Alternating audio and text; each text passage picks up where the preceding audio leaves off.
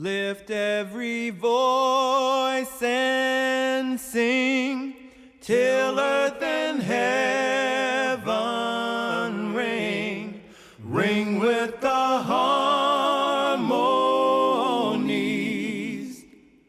of liberty. Let our rejoicing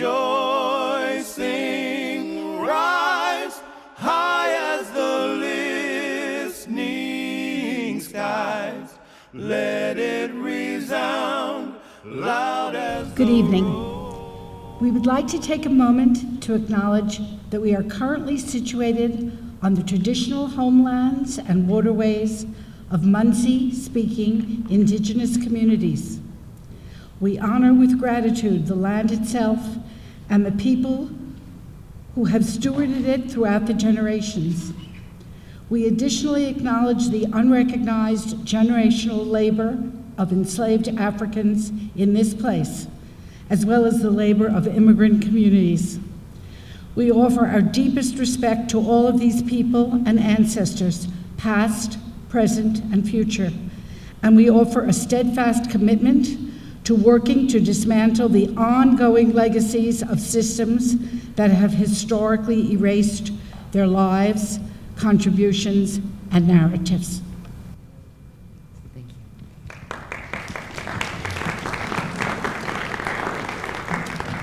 Thank you, Minna. I'm Nancy Pearson. I'm the current chair of our local Human Rights Committee. As many of you may know, we have never given a land acknowledgement to open our program. We did so tonight, knowing that a land acknowledgement without any follow-up action, while well-meaning, could be perceived as empty words.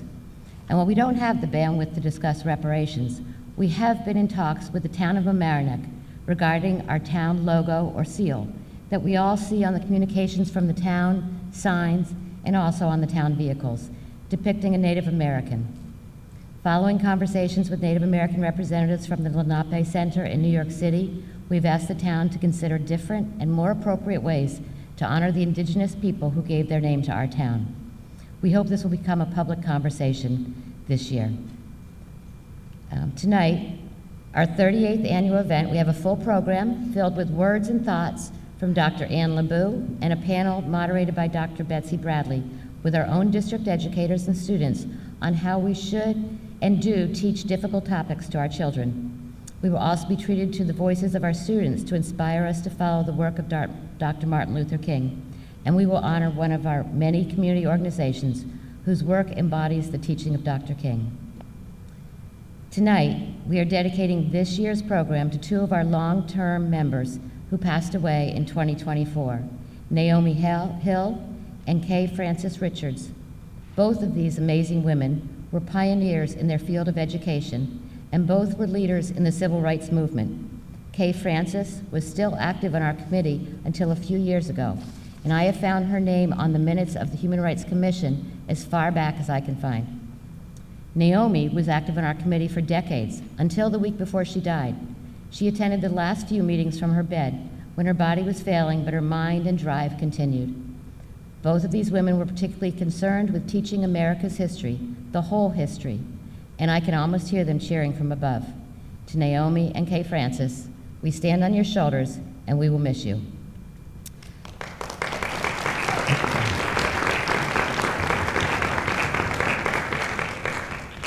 I also want to recognize our Human Rights Committee members.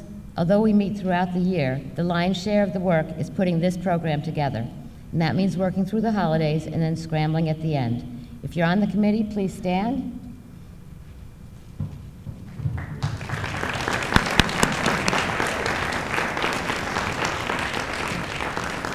If you would like to join the committee, we're always looking for new members. You can use the flyer, the program. It has the contact numbers in it. I'm going to let the program speak for itself. I want to give a special shout out to Hummock's principal, Chris Borsari, for allowing us to use his school. And I want to thank our district superintendent, Dr. Chuck Sampson, and have asked him to say a few words of welcome and then to introduce Betsy Bradley, who will begin the main event.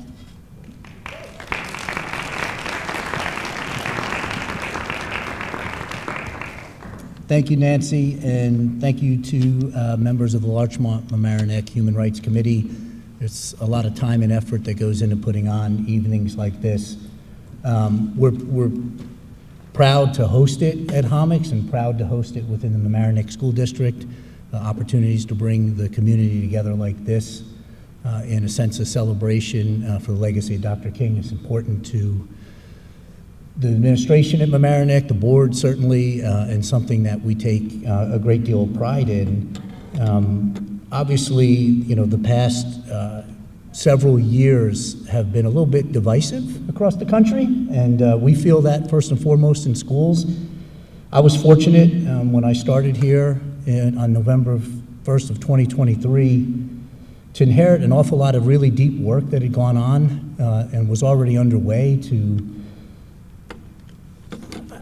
even using the term belonging, much deeper than belonging, where students were building a sense of community for all students. This is a rich tapestry of diversity across our communities, and I'd like to publicly acknowledge and thank the work of the DET, the work of Jenny Rodriguez, Bonnie Sloofman, Leon White, who've been really steadfast in making sure that every student feels a part of our community and feels this deep sense of belonging is first and foremost in the work that we do, because if you don't feel a part of a place, it's incredibly difficult to be successful in that place. And public schools are where the rubber meets the road. We have a deep responsibility to every student that walks through our doors. We take that responsibility seriously. On an evening like tonight, where we're honoring Dr. King's legacy, I could think of no better way to honor that legacy than to continue to work as diligently as we can to make sure that we serve the needs of every single student that walks through our door. And so I'm proud to be doing that work. And Mamaroneck is far along in some of the embedded work that's happening across the district. There are a lot of individuals that are making sure that happens. Jenny and Bonnie and Leon help to coordinate that, but it's happening in every building, and we're very proud of that work. And so thank you for coming out tonight. It's events like this that bring the community together. The more that we can get in a room together and speak with one another and talk with one another and understand the experiences of one another, the better off the community is as a whole. And I know that the community conversations and meetings that Jenny Rodriguez has been working very hard to bring together is just a step in that direction, but we know that the work like that is never finished. And the beauty of a public school in America is that we get to do that work. So thank you all for coming out this evening. I'm going to introduce tonight's moderator of the panel, Elizabeth Betsy Bradley. And Betsy is a nonprofit administrator, educator, and author who currently serves as the Vice President of Programs and Engagement at the Historic Hudson Valley, a network of historic houses in Westchester County. She oversees K-12 and public programs, digital content, collections, and archives. Under her leadership, Historic Hudson Valley has won numerous awards for its resources on teaching the history of slavery in our region. Betsy's a proud alumna of MUFSD school system, the parent of a current Homix student. She serves on the Larchmont Mamaroneck Human Rights Committee, the District Equity Task Force, and the Mamaroneck Larchmont Student Aid Fund Board, among other commitments. And Betsy, I looked you up, and I don't want to leave out a Harvard stint as well as an NYU PhD, so impressive. And I'd like to call Betsy Bradley up to introduce our panelists. But I first want to thank my panel for being with us here tonight. This is extraordinary to have so many of you spending the time with us on what is actually a really busy school week in the middle of a very busy semester. Thank you, Bubba. So I'm going to start by introducing my panelists. But before I do, I just want to remind you all why we're here, and you've heard a little bit already. Martin Luther King Jr. famously said that we are not makers of history, we're made by history. And this statement feels more important and more true today than ever before.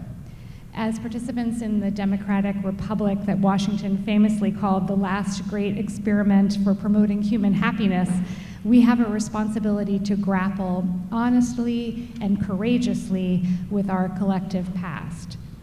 We also have a responsibility to make use of that knowledge for the service of or in the service of our shared future. And the panel that I have around me is decidedly not afraid to address this past or to do so for the benefit of generations to come, and each in their own way contribute positively to our community's understanding of our history and how it has shaped us.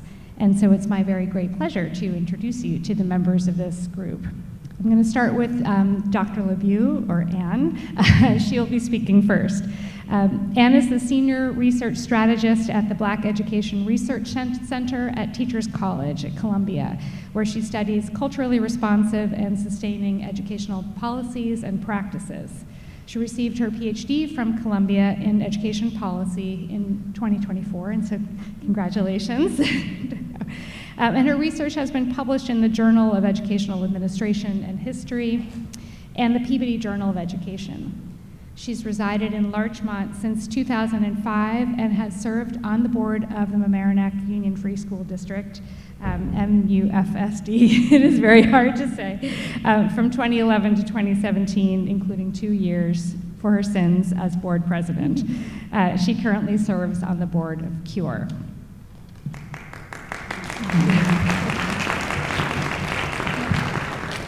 I'm going to introduce you to all of our panelists before we begin. Jenny Rodriguez, to my left, is Director of Diversity, Equity, Inclusion, and Belonging for Mamaroneck, and she previously served as an assistant principal at MHS for 6 years. She's also held leadership roles at urban, charter, and suburban schools throughout New York metro area. And Andy Scott, to my right, is a product of the Mamaroneck schools, I'm sensing a theme here, and taught in the New York City DOE for 5 years before returning to Homix as a teacher in 2012. It's his 11th year teaching 7th grade social studies at Homix and his 6th year serving as the social studies department chair. And finally, I have 2 extraordinary students from the Okra program, and unfortunately I realize that my list here only has Caitlin's name. So I'm going to ask you to give both of your names if you wouldn't mind, so that our audience knows who you both are. I'm Caitlin Solis. I'm Zoe Stahl. So Caitlin and Zoe are the creators of the Mamaroneck Slavery Trail, and we will hear more about their extraordinary work later and the ways in which the Okra program reinforces the work that our other panelists have been doing. And I apologize for only having one of your names of the program.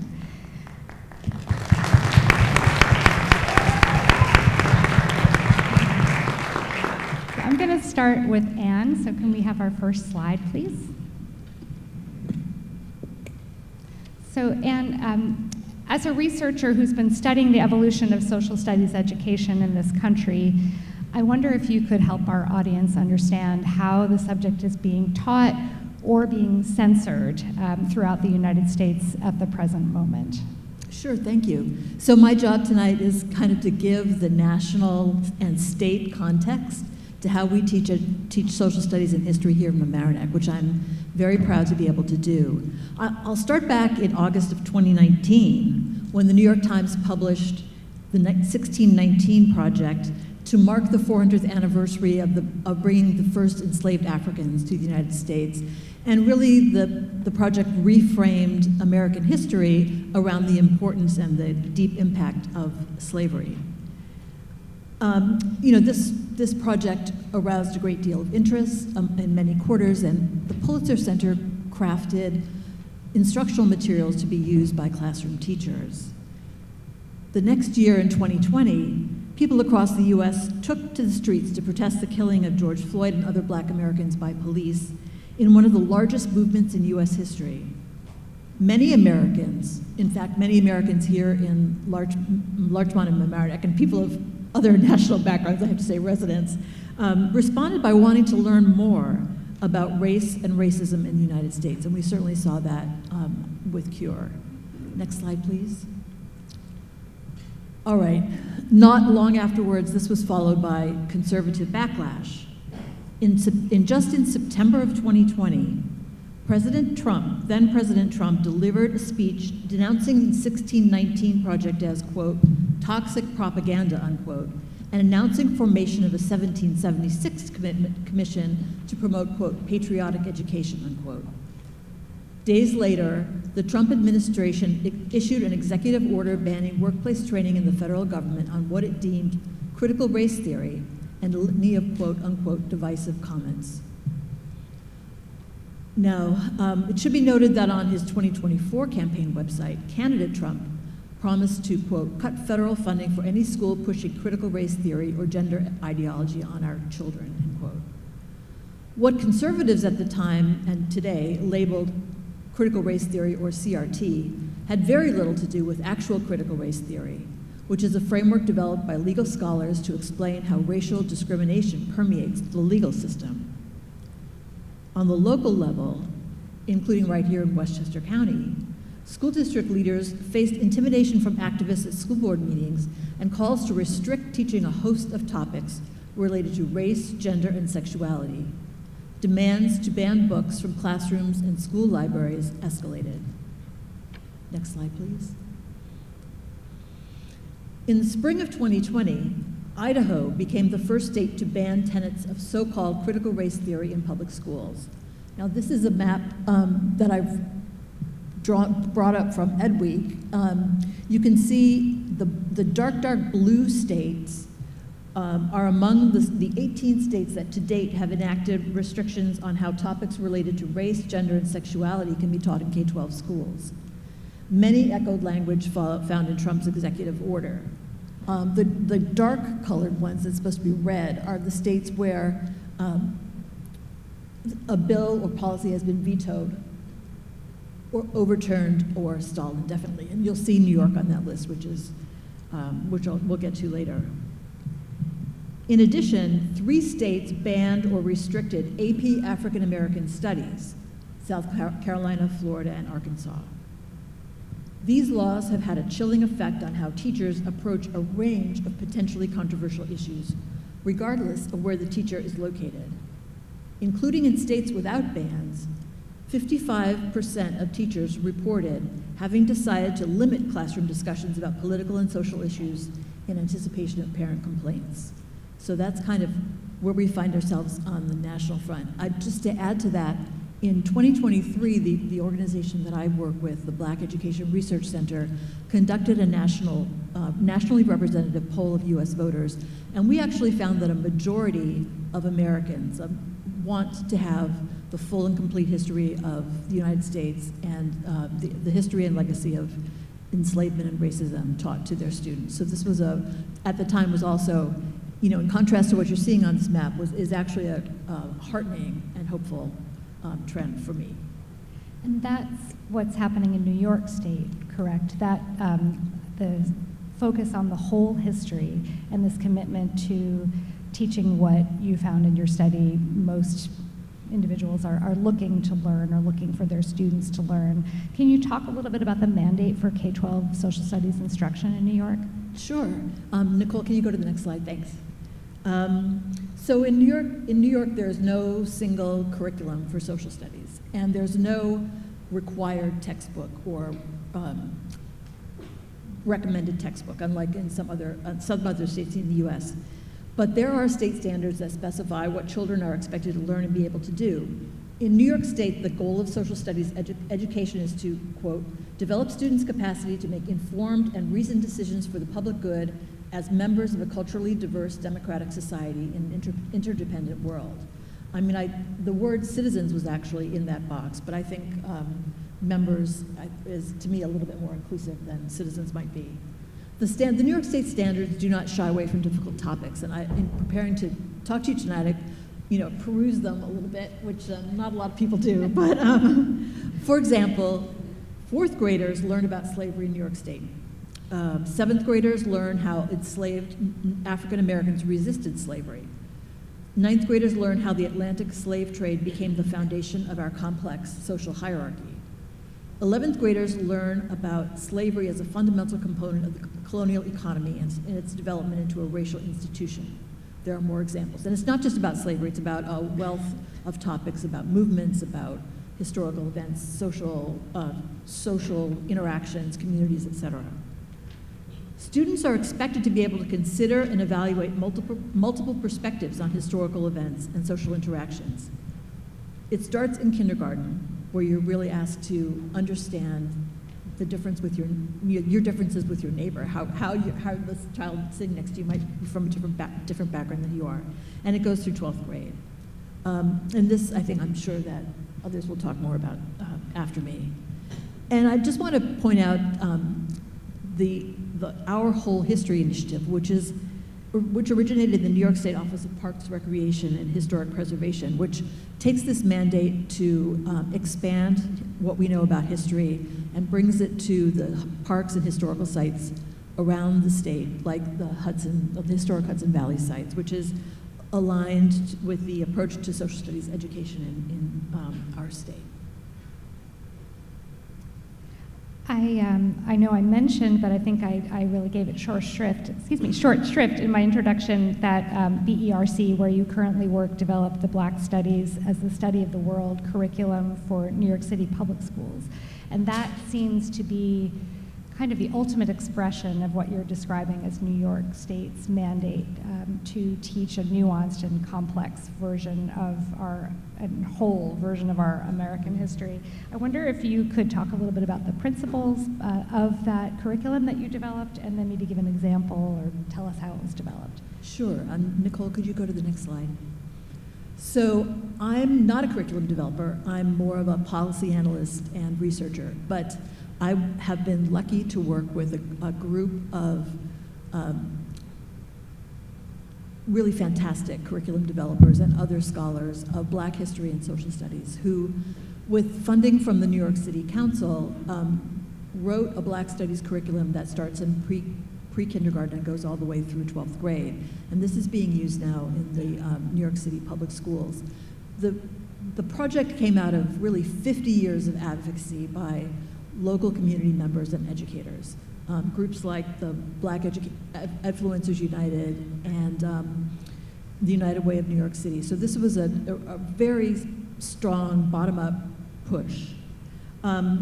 This curriculum centers Africa and African people, including African Americans, throughout the global African diaspora. So the people of Caribbean descent, people of African descent, people of Afro-Latine descent, as they appear not only in the United States but around the world.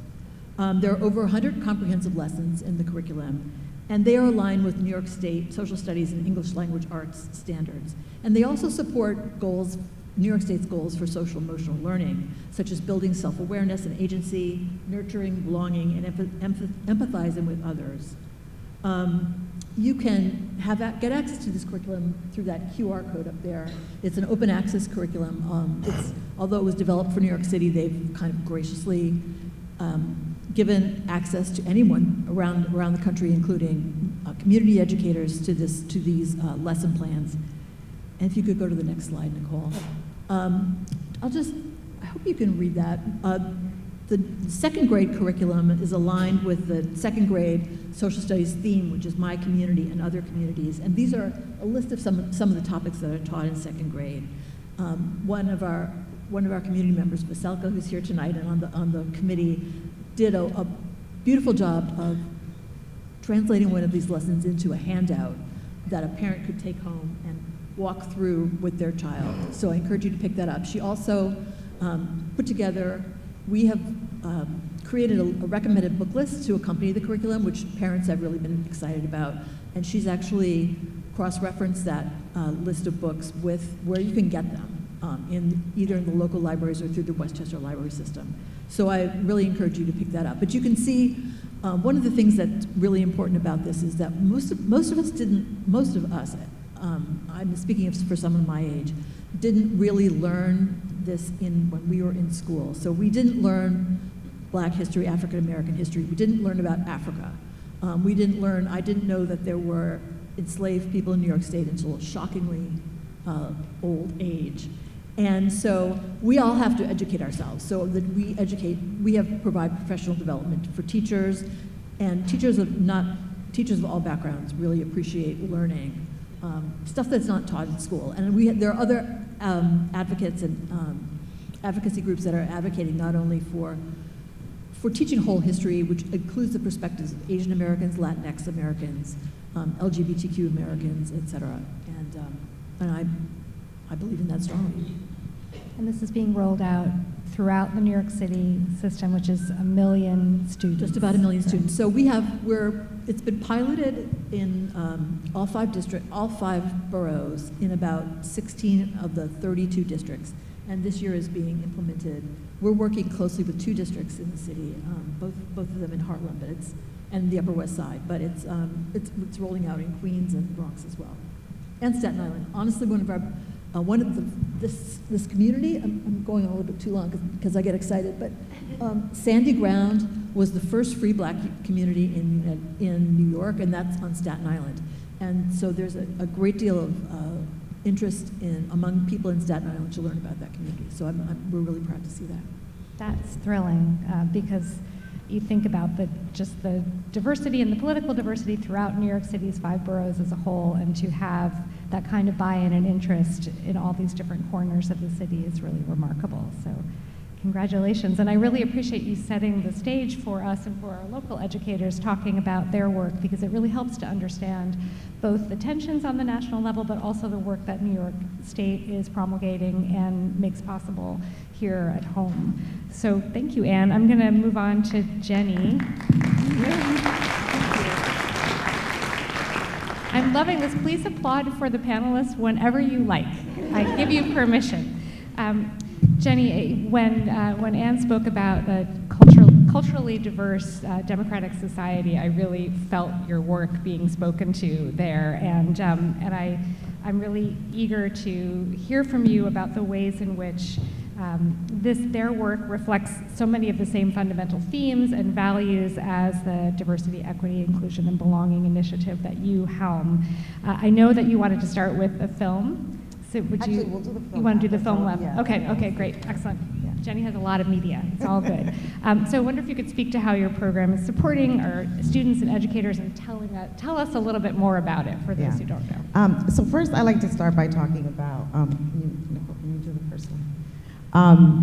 And actually, Chuck stole my thunder a little bit. When we talk about the belonging work, it's really important to define, to make sure that we have a common definition. And so we have been working with Cobb and Crown Apple's definition, which includes, so it's not just about feeling good, right? It's actually deeper than that. It's about ensuring that people feel accepted, appreciated, validated, and treated fairly. And so when we think about that, can you go to the next slide? You know, one of the things that we also ground ourselves with is this idea of dignity, and that each and every one of us inherently has dignity, and our dignity should be honored, must be honored. And so I like to put that in as the backdrop to a lot of the work that we've been doing. So I think we've spoken more publicly about this equity framework, which is our, can you go to the next slide?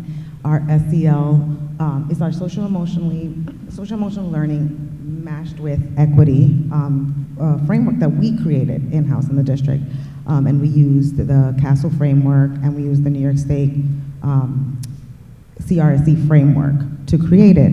And really, in doing so, you know, we have committed ourselves to having lessons in our elementary schools that really help develop this in our learners, right? All of these different domains.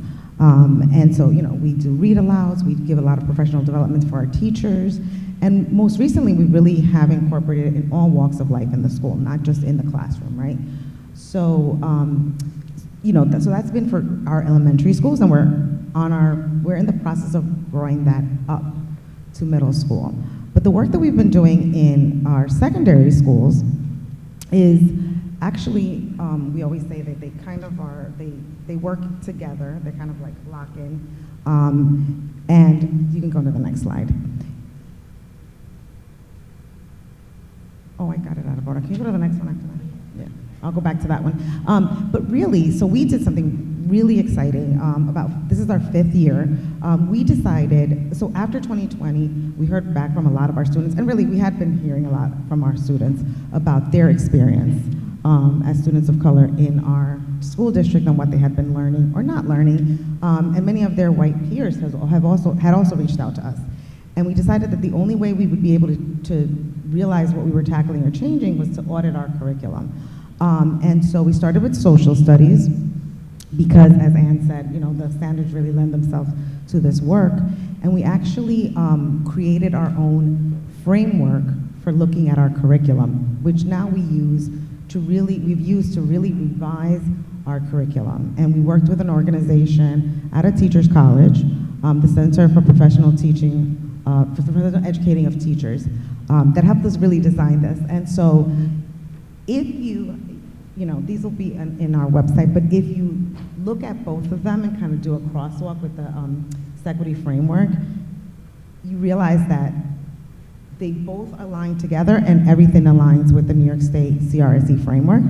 And so I get really excited to talk about this because, you know, we really think about all the things that we want our learners to walk away with when they leave Mamaroneck, and how we can use the information that they're learning and the curriculum that they're learning to do so. And so it's been really exciting to see. So like I said, we started with social studies. It's been a labor of love, but we actually, our goal is to use this framework to revise our curriculum in all of the different disciplines. And we've been working towards that. So we've been working with English. Our next group will be our STEM classes, and the idea is that we really, you know, have teachers really think about what are ways that they can present this work in a way that was different than the way that they were taught, right? It's so important for us to think about how we have the multiple perspectives. And so, and as Anne said, I'm glad Anne said it, you know, it's not just about Black history, even though that's obviously really important, but it's how do we incorporate in every subject this multiple perspective, right? Can you go back to the quote? And this was a quote from one of our teachers that really spoke about the wonderful parts about the work, but the challenge, right? And so, you know, she really talks about also what Anne said, and she's younger than you and I, Anne, and she also didn't get taught any of this history, right? So when you're working with colleagues, a group of 15 colleagues, and maybe, you know, 13 haven't been taught this, right? And we've all been taught that these are the things that are important, and these are the things that the students need to learn in order to be successful and achieve and be able to pass the AP exams. It's quite the challenge, right? To really, it requires our teachers to then go back and do a lot of work on their own, and they have been. And they use each other to be that resource. And now they've gotten into that habit of, you know, when they think about something, they just kind of throw it out there and say, like, does anybody have a different way to bring this up? And I think that the thing that's been exciting is that, you know, in the past, and there's a video, we actually did a video with some of the social studies teachers because I wanted you all to hear from them because they're super excited when they talk about this work. But things that used to be like the extra, right, the filler, the if you have time, have taken center stage, and you know, they'll talk a little bit about the impact that they see in their classrooms because of it. So, are you ready to cue? Okay, ready? I'll ask you questions after. Great, we can cue the video. Thank you, Nicole. By the way, when they say CPET, it's this framework. They're talking about the framework. We all just call it the CPET framework, CPET work.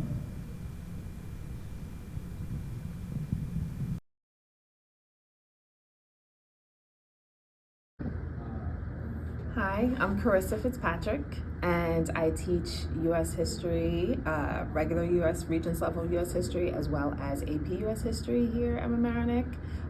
But I've also had the pleasure of teaching 9th grade global and 10th grade global as well. I've been here, this is year 4, and so when I got here, we just started the curriculum, the CPET work. And what's amazing about it is that I came in with the ability to work with an amazing department to be able to kind of brainstorm, how can we challenge the status quo, right? The norm. How do we take the history that we know, that we love, and transform it into curriculum that gives students this experience unlike anywhere else? coming from different places, you are given curriculum, you're given different things, but we're able to kind of sit down and build on what we know and share it and come up with ways that make it just so tangible and beneficial to every single student here.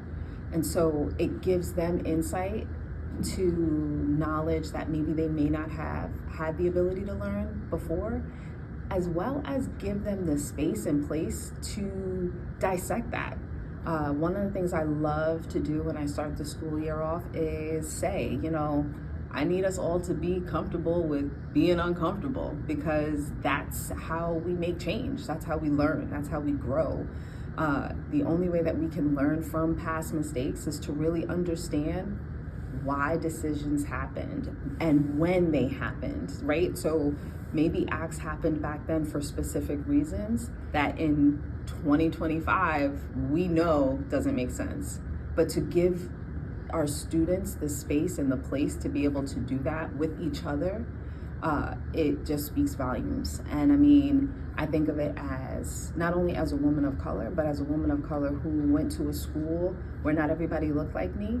And so I carry that with me as an educator in thinking, how can I take that information, or how can I take that ability and apply it for my students? How can I create a space for my students, whether they look like me or they don't, to know that they are in a space to really dissect and understand learning? And I think when we come together and do our CPET work and come up with lessons that are meaningful, that allow us to do that for our kids, the takeaway is not just the curriculum, it also builds character and who they are as individuals, and know that there's so much more, and there's so many more lenses and reasons behind certain acts, and to be okay with talking about that, and to be okay with understanding that those different lenses or different perspectives may not always align with our initial understanding, but how do we grow from that? And I think that us building our curriculum around those passions and beliefs allows for really beautiful work here in Mamaroneck.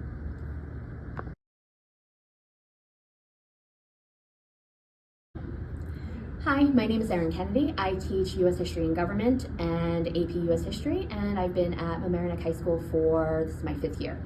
When we first started the CPET process, it felt like a continuation of my 2nd year orientation, where we talked about culturally responsive teaching and what that looks like. And so I spent that whole 2nd year really going and striving to do that. And then when CPET came around in the spring, that was a continuation of it. And the US team in particular looked at it and said, if we're gonna do this, let's do it right. And let's really look at the curriculum and tear it apart and see where we can have more voices. And also, let's make sure that we have both sides, not only trials, but also triumph of marginalized people that you don't normally hear.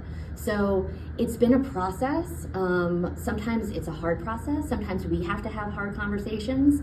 Sometimes we have to figure out how we're going to have hard conversations with our students, which is uncomfortable at times. But as a group, we come through and we figure out how we're going to empower students to go and have those uncomfortable conversations.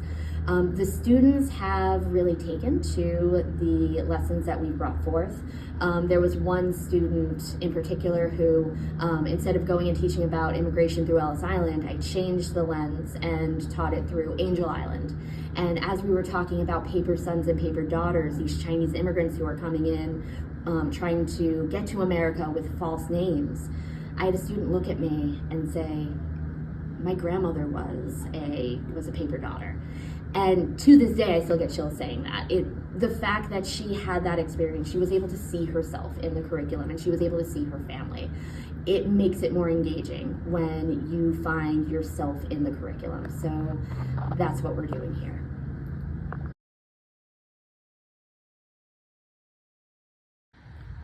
Hi, my name is Melissa Katz, and I'm the department chair at the high school here at Mamaroneck. And I just want to say that our social studies department has always prided itself on looking beyond the traditional approach to teaching. As the saying goes, history is written by the winners. But we as a department saw CPET as a way to showcase the work that we had already been doing, ensuring all voices are heard and appreciated. And then we challenged ourselves to go beyond the traditional narratives and push ourselves to make sure that all voices are heard. The ability to collaborate with our peers enabled each of us to contribute our various different perspectives and to take a deep dive into our curriculum in meaningful ways.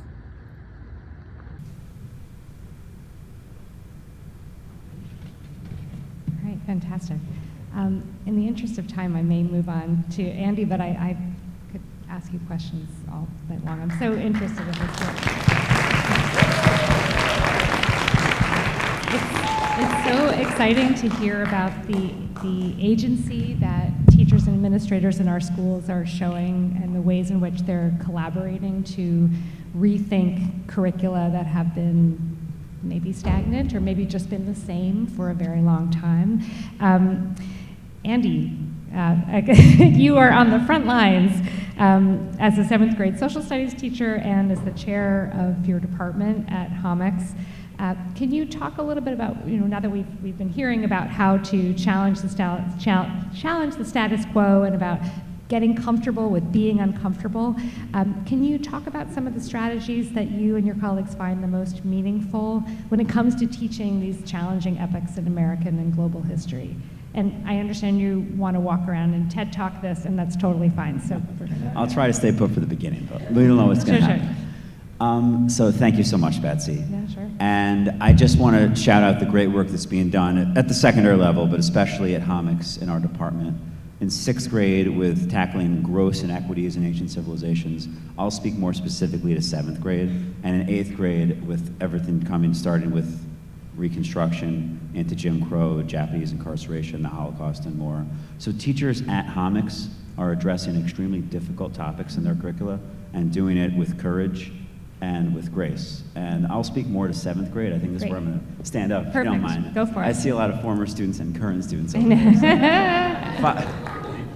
Five periods wasn't enough. We need more with them. So I'll just speak particularly in 7th grade. Enslavement is the hardest thing among several hard things that we teach about. And in the classroom, there's a timeline on the wall, and it's the top picture, and you can see it starts 20,000 or 22,000 years ago. But then, once we're in October, we're in Jamestown in 1607, and as early as 1619, enslavement enters the American story, and it doesn't leave until the end of 7th grade. And so students are aware that during their 7th grade school year, for the vast majority of our lessons, enslavement is there. It may not be the focus, but it's sometimes in the periphery, and sometimes it's adjacent to whatever the other topic at hand might be. So like, for example, we'll learn during the Monroe administration how the U.S. acquired Florida, and part of the reason why the U.S. wanted Florida was because it was controlled by Spain, and enslaved people were refugees from southern states and being harbored and welcomed in by the Seminoles in Florida, and the United States wanted control over that jurisdiction. So it's not the entire lesson, but it's there. But I want to speak particularly about lessons regarding enslavement and kind of just pause at 3 points throughout the school year. Starting in November, going to February, and then continuing into May. So in November is the first full period lesson about enslavement. They've been exposed in 1619 during Jamestown, but there's an entire lesson on the middle passage that some kids in the room have already had, and others will soon. Oh, I thought I saw a hand up. No, this is my natural reaction.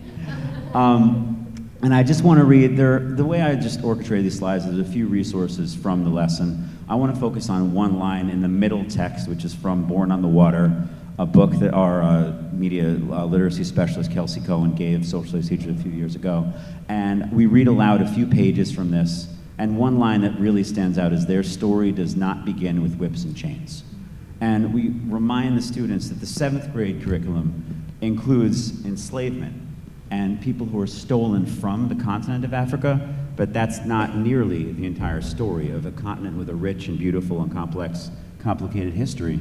And students need to know that even before the middle passage lesson, that they're not being taken from a land that's not worth learning about. It's just not part of the 7th grade curriculum. And so we always acknowledge that at the beginning with Mansa Musa, who may have been the richest person in history, a king in Mali in the 14th century. And then we get into the Middle Passage lesson. And the way that students are able to learn is through primary source documents in particular and secondary sources that we trust and that are age appropriate. So this is Olaudah Equiano's firsthand account of experience in the Middle Passage. And that's an example of just one of 3 lessons I'll reference today. Next, I'm going to move to February. So this lesson will be coming up soon. And the learning objective is critique how delegates at the Constitutional Convention address the issue of enslavement. And we open with looking at this picture and asking who's not there.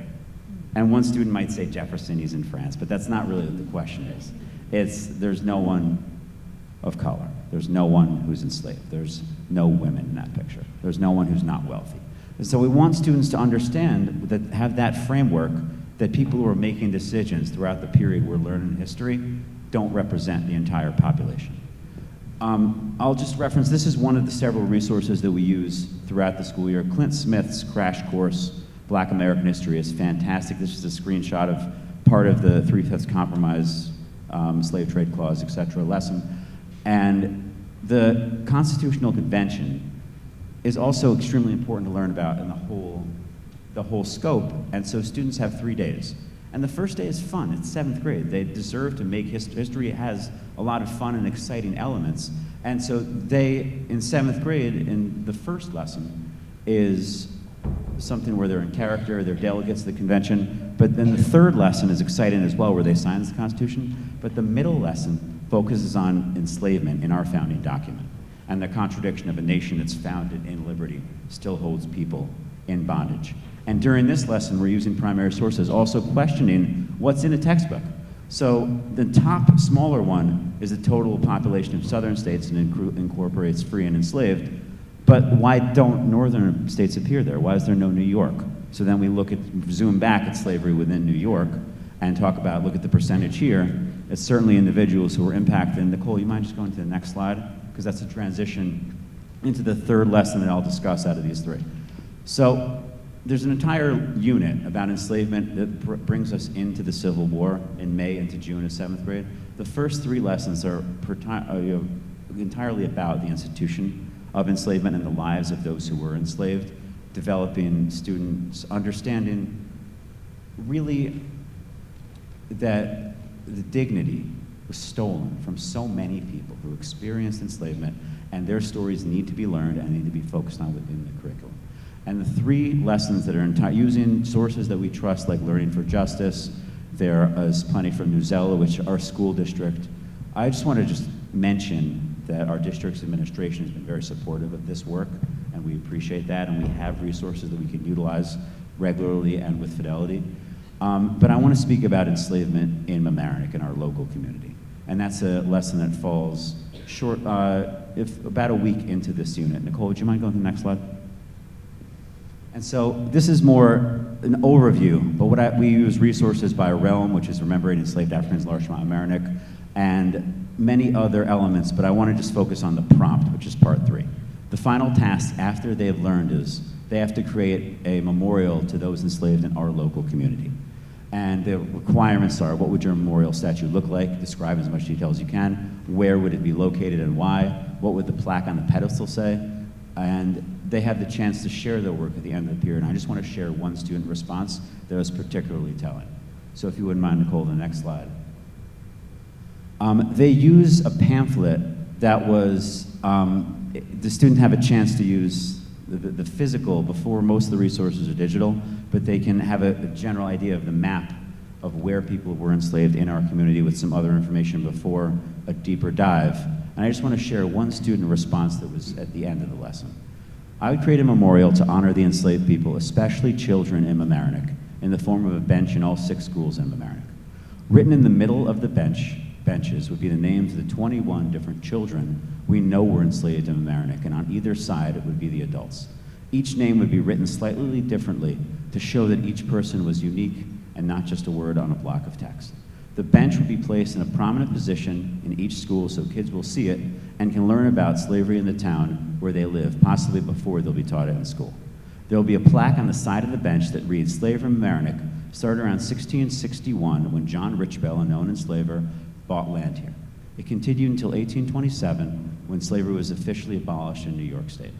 During this time period, the dignity of a total of 147 humans, among these were 21 children, were taken away by forcing them to work for no pay in terrible conditions and treating them like objects. We honor the people who were enslaved by putting their names on street signs. We honor the people who enslaved these people by putting their names on street signs. Palmer and Delancey are examples. But we do not honor those that they enslaved, like Jenny and Billy, a couple who had been enslaved for part of their life. Jenny had been taken from Africa and enslaved as a child, and Billy had been born to enslaved parents. Billy was nicknamed Banjo Billy because he was very talented at playing that instrument and because he built banjos. We know far more about Jenny and Billy than we do about most people enslaved in Mamaroneck. But what we know is that every name in the census, every inventory, every farm book was a person with a life and a family and passions and skills, and they deserve to be remembered. And our students say it better than I can, that this is history that's worth learning, and I just want to compliment Caitlin and Zoe, who have done such amazing work in this area. And when we teach this lesson in May, I can't wait to talk up, and hopefully I'll be the first one on there and the kids might join on your walking trail. So I'm ready to pass it over to them. We're on time, Betsy. Thank you.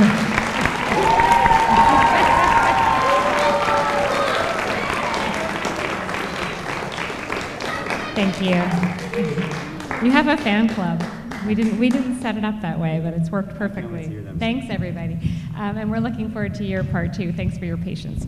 I really appreciate, Andy, that you spoke, not only you made the connection with your lesson to dignity, which harkened back to Jenny's first words, and to the way that we integrate the work of the social emotional component into our curriculum development. It's really exciting to see that coming to fruition on stage.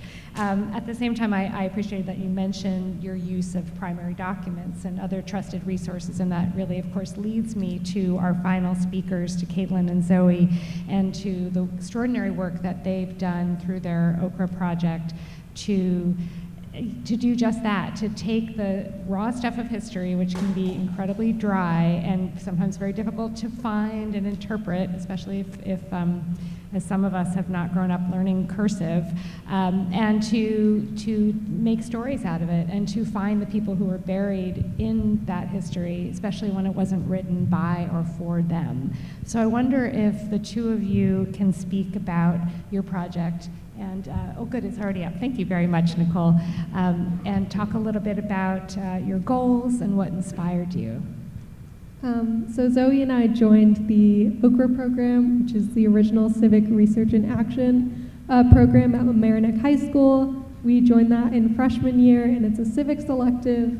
And really our first assignment in that class, it was kind of like an introductory lesson to the history of Mamaroneck. And so our first assignment was to go to John Richbell's grave, who Mr. Scott previously mentioned. And we took a picture with it, but we got to really dive into the research behind John Richbell. And we found that to be really valuable because we had gone through elementary and middle school and some of high school without really knowing local history. And most kids pretty much graduate without having that knowledge. And so to be able to learn about that in our civics elective was really powerful, and we wanted to look deeper into it. And I would say a really big inspiration was to encourage other students to also have that knowledge of local history and that awareness that we were luckily able to get, but not all students have, because Okra represents a somewhat small percentage of our grade. And we just wanted to encourage students to look into local history and see what inspires them or what they can learn from, because it's important not just as students, but as members of the community as well. So our goal for the project, I would say our broader goal is to really raise awareness about the history of slavery in Mamaroneck, as well as to really tell the stories of those people who never had their life stories told. Like that student said so well, they were people with passions and lives and families, and oftentimes their lives are completely hidden. So that's a really big goal for our project. And the way we're implementing that goal is by creating a self-guided historical walking trail around Mamaroneck, featuring QR codes at each historical site that would lead you to this website and would describe the historical context to that site. So we hope to really educate and raise awareness about this topic to the community through our trail. Can I ask too, the two of you have spoken publicly about your work before, so you're no strangers to people asking you to synthesize, and I'm wondering, have you thought about how you might like your project to be used in the classroom, such as Mr. Scott's, or are you thinking about where there might be a space for your work in the curriculum of the school district generally? Yeah, so one of the things that we have learned that we found was really fascinating was, like Mr. Scott had mentioned, slavery wasn't just a thing in the South, which I think is a very common interpretation of it. It was here in the North and in New York. So I think something that we would love for the curriculum to take on from our project would be to allow room for growth and acknowledging that slavery was present here in the North and possibly even teach a few lessons on it. But really to just take in that information so that students aren't going through high school just blind to that fact that they are standing and learning on land that once had enslaved labor. And I think also encouraging the use of primary sources, especially when we're looking at the lives of enslaved people. One thing that we found to be really valuable, well, textbooks are great because they tell you people's names and where they lived and how long they lived, but it's hard to get a sense of the fact that these were real people and they have real stories. And so reading these primary documents where you're hearing about their experience firsthand was really valuable to us, and I think it makes it a little easier for students to connect with as well. How did your own thinking or your own perspective on enslavement in this area change as you learned more, as you read between the lines of these primary documents? I think a big thing is realizing how complex it was. I think sometimes it can be narrowed down to, I think a lot of times people look at slavery as that there's like two sides to it, but I think one thing that we've noticed is that there are a lot of really complex stories that aren't often told in history books here. So one example of that is that there was a Quaker family who had enslaved people, but they also believed in abolitionist values.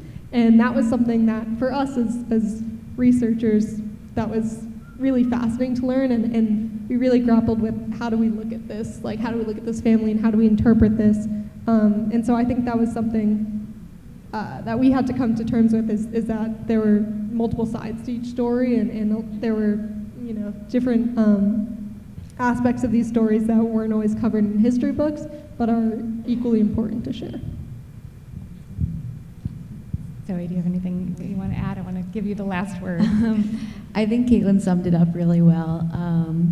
I would just say this project has allowed us so much growth and learning, and we're so happy that we've been able to do it, and we're really excited for what's to come from it.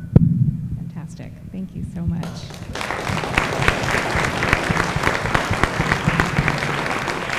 So before we leave the stage, I know you all did have an opportunity, if you had a question card, if anyone has a question. We don't have time, since we have a very full agenda, to take questions from the audience, but if anyone has a question card they wanted to pass up, maybe Nancy or somebody could gather.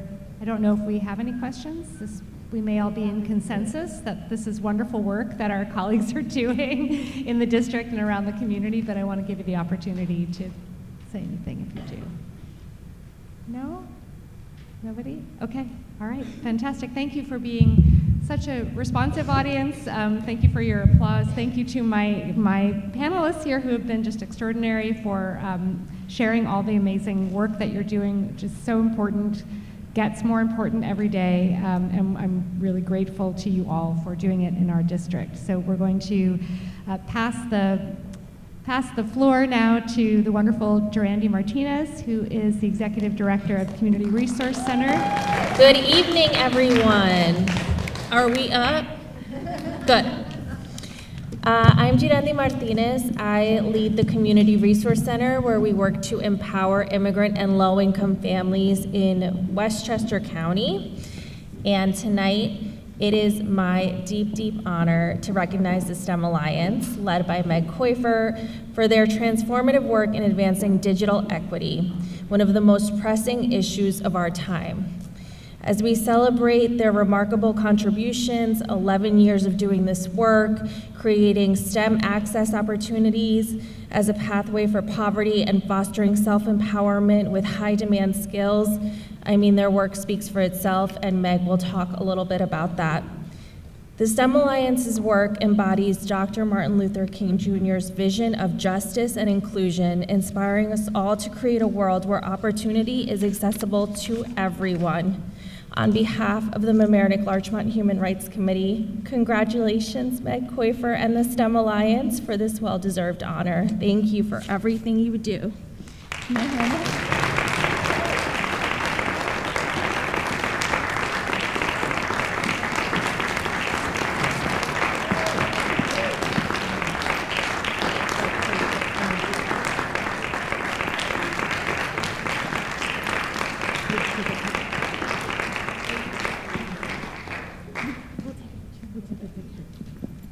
Good evening. I am Margaret Koifer, President of the STEM Alliance. It is beautiful to be here. I was here this morning for the AMC8 math competition. I was a parent in this building for 10 years and have been a resident here in the community for 20 years.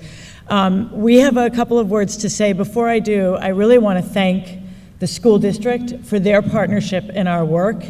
And I also want to thank Catherine Parker, who I saw here.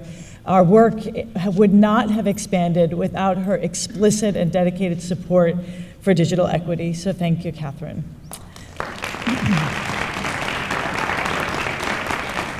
I am really, really honored to accept this award on behalf of the STEM Alliance, an organization that is rooted in addressing inequity in the out-of-school or informal education learning space. Research shows that over 94% of education comes from informal learning experiences. So think about it. As adults, most of the skills we use on a daily basis don't necessarily come from formal education learning. They come from other special places in our lives.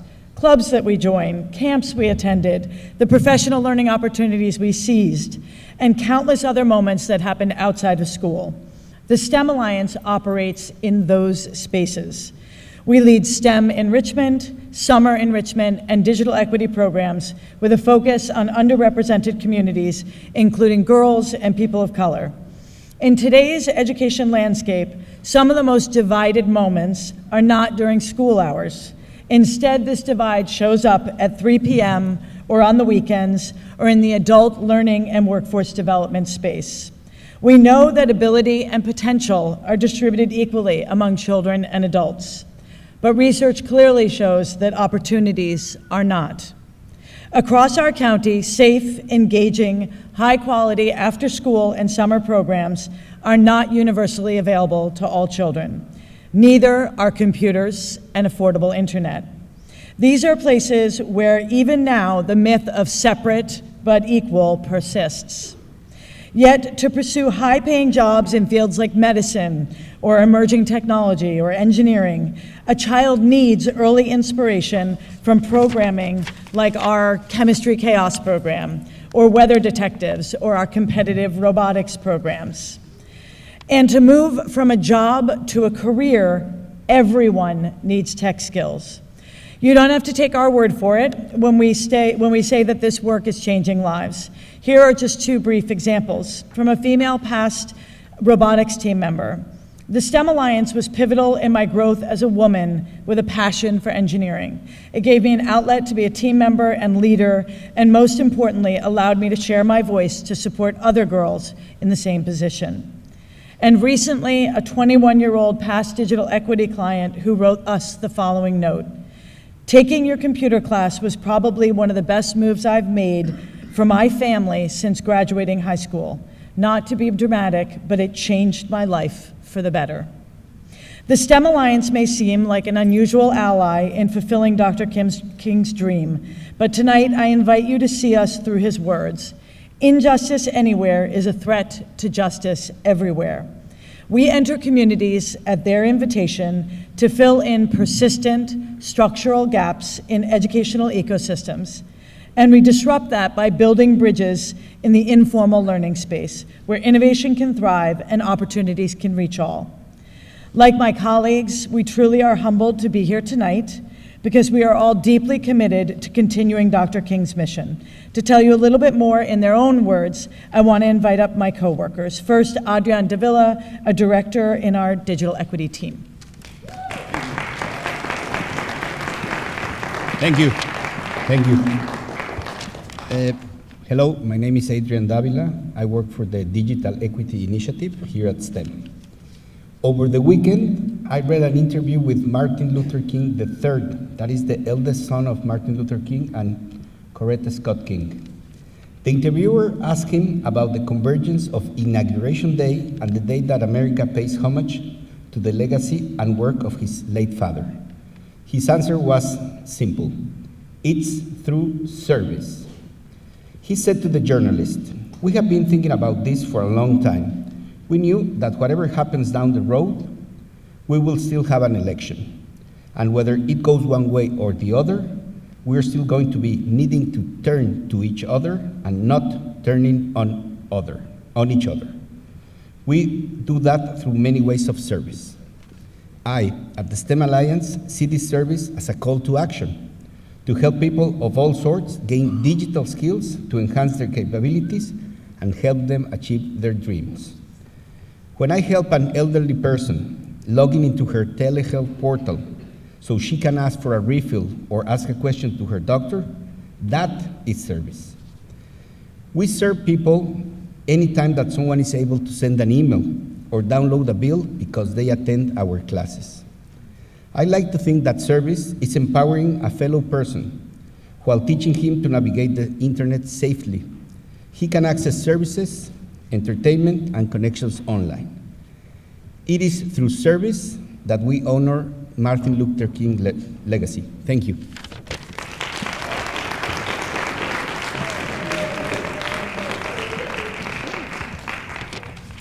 Hi, good evening. Dr. Martin Luther King once said, "Education must enable one to sift and weigh evidence, to discern the true from the false, the real from the unreal, and the facts from the fiction." Hi, I'm Jimena, and I'm the curriculum writer at the STEM Alliance for the STEM Education and Equity team. I believe in Dr. King's words. I believe that regardless of their context, all youth deserve access to a quality education. Education that allows them to think critically and encourages them to be curious about the world. When writing our lessons at the STEM Alliance, I'm not only focused on what I want the students to learn, I also think about how they will continue to challenge what they've learned and expand this knowledge, share it with others, and use it to inspire learning and improvement in the world they live in. Our lessons aim to encourage students to embrace curiosity, celebrate diversity, critically evaluate evidence, and believe that growth and change are always possible. This work matters because education is the foundation for creating a just and equitable society. By nurturing curiosity, teaching discernment, and fostering love for science, we're helping to build a future where the students not only dream about a better future, but have the skills to create it. Today, we're honoring Dr. King, but the STEM Alliance lives by his words every day.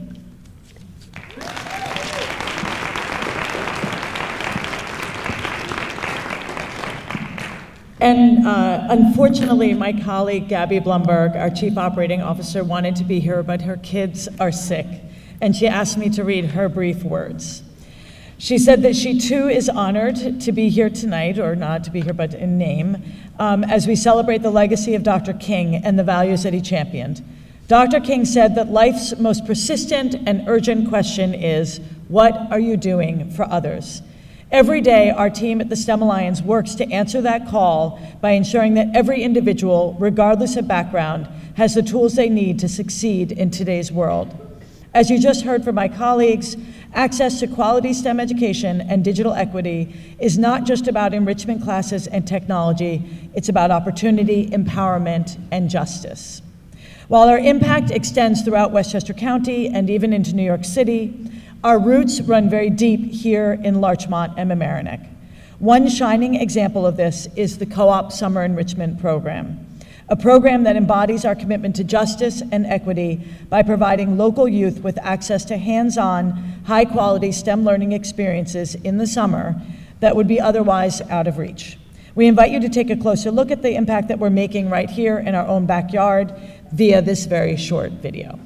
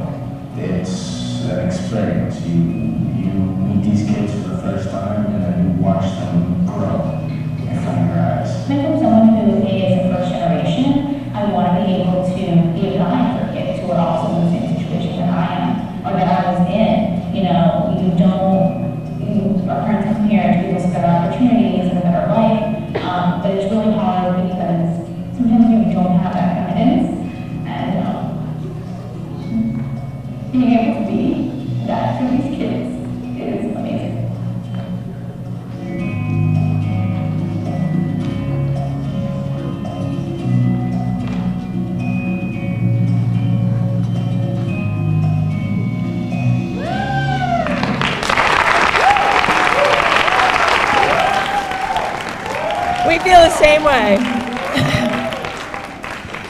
I have to say, I literally get tears in my eyes every time, and I've probably watched that video, 20 times. Finally, I just want to say a very quick thank you and invite you to join our work and join us in helping to support Learning for All. We have one immediate opportunity. On Tuesday, February 4th at 6 p.m., we're hosting a screening of Counted Out at the Larchmont Library Community Room. This movie is a movie that examines the interface of math skills and civic engagement. It really couldn't be more on the point, math and voting. So yes, Dr. King is listening. There are many more ways that you can volunteer with us or learn more, and we can be reached at info@thestemalliance.org. We want to hear from you because, as Dr. King said, we can all get more together than we can apart. Thank you.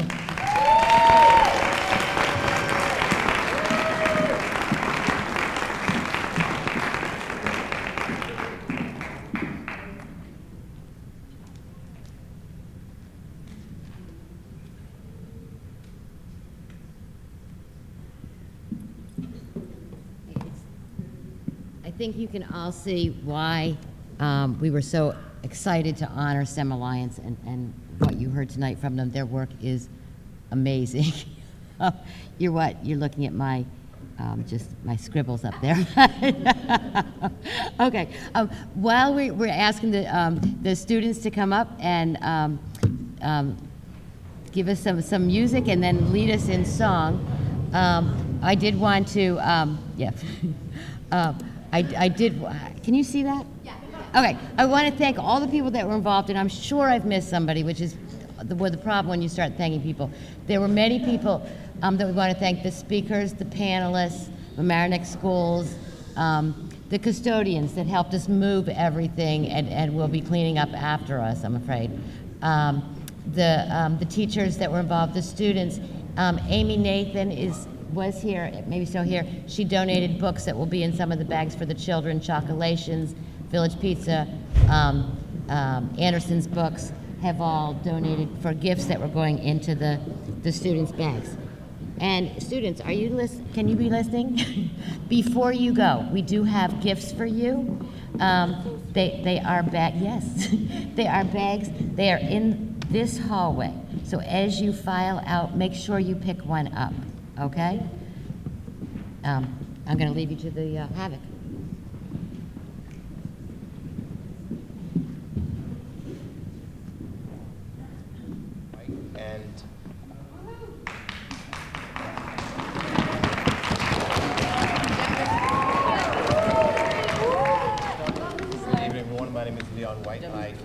I teach choir here at Homix. I'm sorry, I'll start again. I'm Leon White. I teach choir here at Homix, 7th and 8th grade choir, and the lovely students behind me are members of our early morning ensemble called Havoc.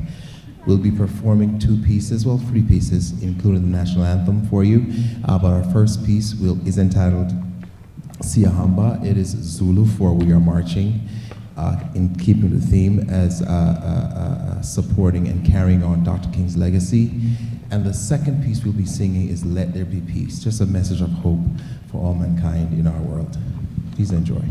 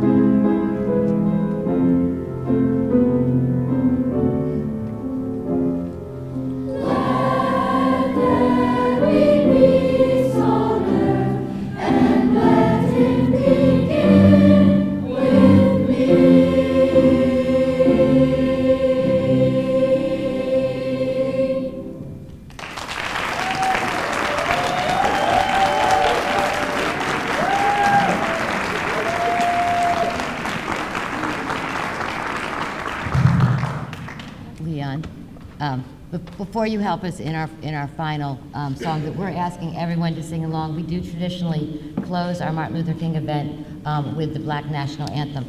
But before I do that, I have forgotten to mention that we have representatives from Realm here. You heard a lot about Realm. This is recognizing enslaved Africans in Larchmont and Mamaroneck. They do have information on the table as well. So if you pick up that on your way out, that would be great. And whenever you're ready. So please stand.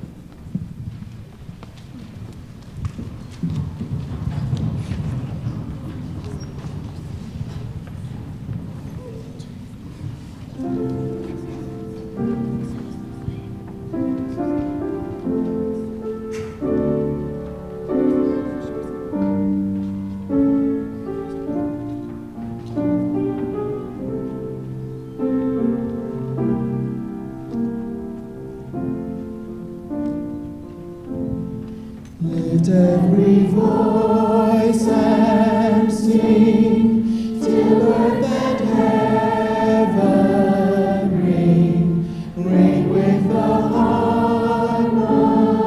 harmonies of liberty.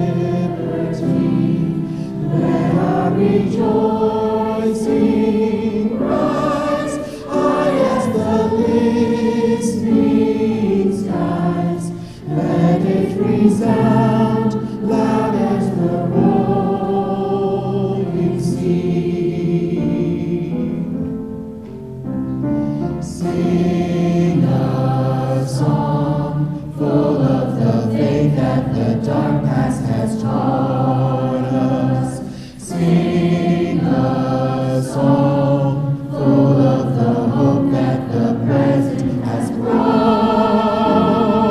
us, facing the rising sun of our new day begun. Let us march on till victory is won. Stony the road